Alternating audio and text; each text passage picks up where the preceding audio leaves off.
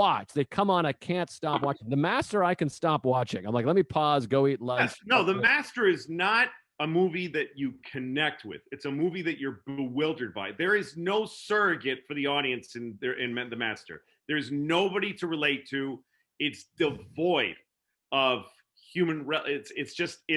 It's trying to dig in deep into insane people, which is really tricky, and it can really go off the rails in the performance and in the writing. But somehow he fucking pushes through it with like fucking Michelangelo fucking carving. It's so well done, but it doesn't have a human component where you're like, wow, man, I've fucking been there, man. I've so many times put gasoline and turpentine and made a Mexican drink it and then ran out of town.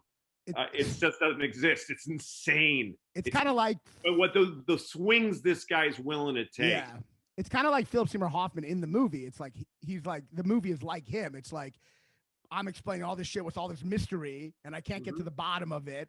And it's kind of free of criticism by being so mysterious. You don't know what. Well, and also so is Scientology. It's like this intricate thing that tells you wait till you see what's gonna happen for you, but it's based on fucking diarrhea. It's bullshit. Yeah, it gets to this crazy.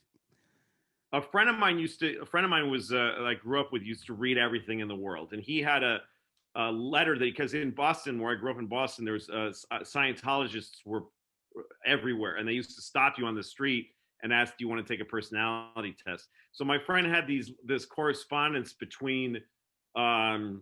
Ron Hubbard and Isaac Asimov, who were friends. And L. Ron Hubbard wrote Isaac Asimov and said, I could create a religion like in a minute, and everybody will follow it. And he bet Asimov $100 that he could write a book that would create a world religion. And so my friend had those letters, and he'd show them to Scientologists and say, your life's a fucking joke.